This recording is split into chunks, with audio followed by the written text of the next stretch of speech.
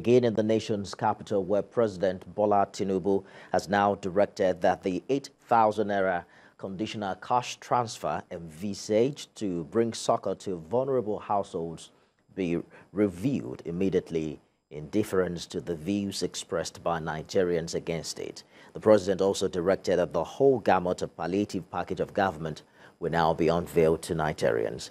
He ordered an immediate release of fertilizers and grains to approximately 50 million farmers and households respectively in all the 36 states and the FCT.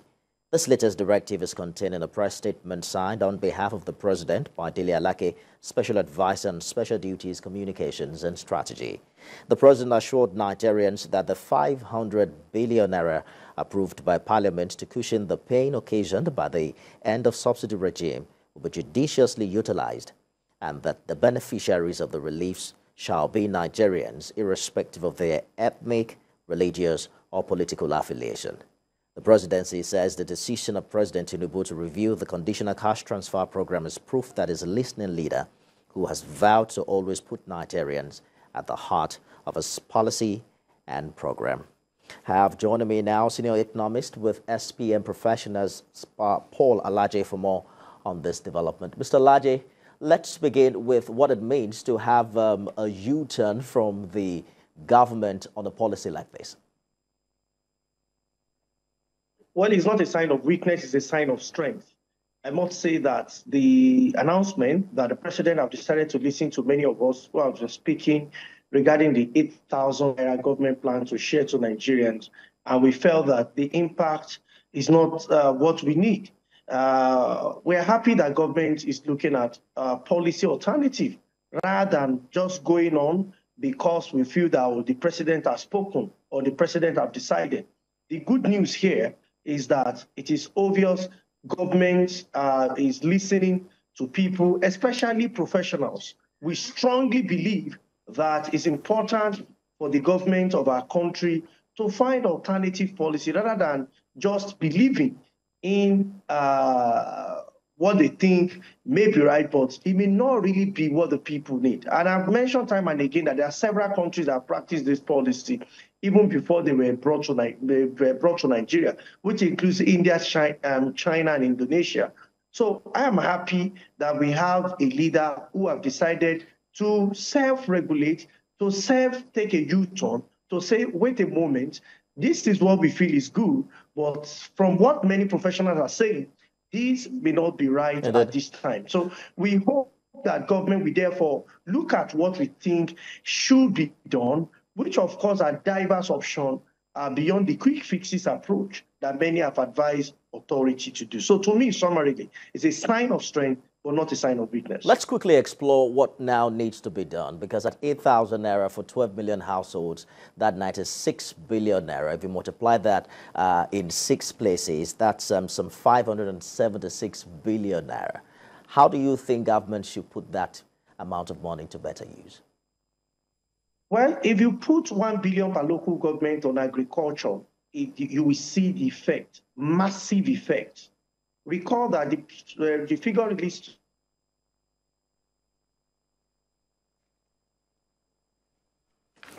probably we'll get back to the 0.79%. Many of us are even criticizing the MBS to try and look at their methodology.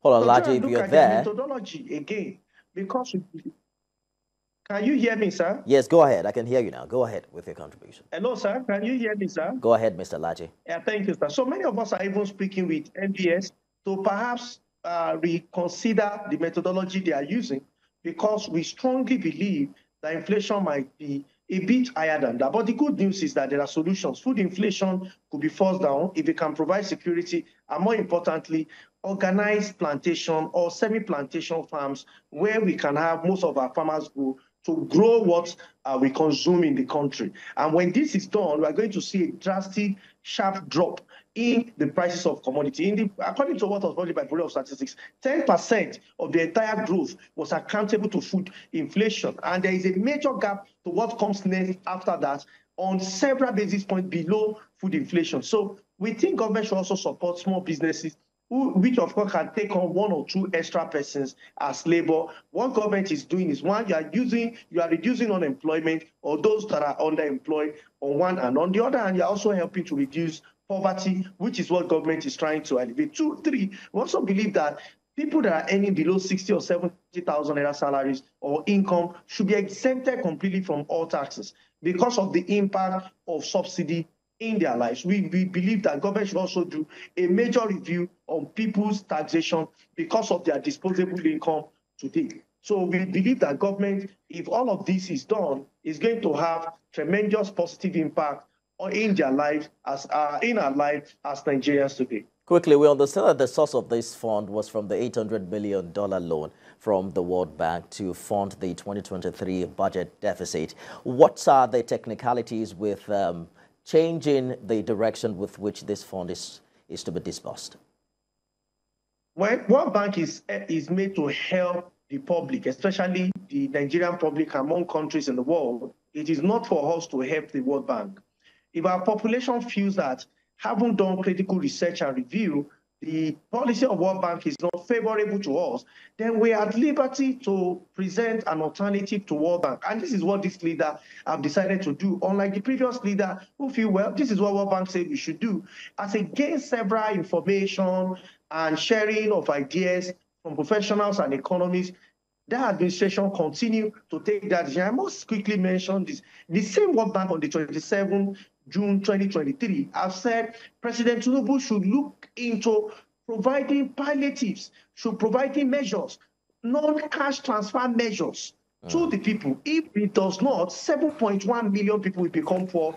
Additionally, between June 1st to December 31st. So World Bank is speaking on one hand, also speaking on the other hand. I believe the decision lies with the head of the country, President Tinubu, to look at what option is best in this circumstance and what will he do in terms of decision that will make his name to remain on the sound of time. To me, I think taking a U-turn means this is a leader that is willing to listen. This is a leader that is taking positive criticisms as a way for growth and development, and truly that there are people who love the country and is willing to listen to see how Nigeria can be better for it. All right, so all eyes on the palliative package of the federal government, which the president now says should be unveiled to Nigerians. We'll see how all of this will play out in the coming days. Senior economist with SPM professional Paula Tinubu, thank you for talking to us on the news tonight.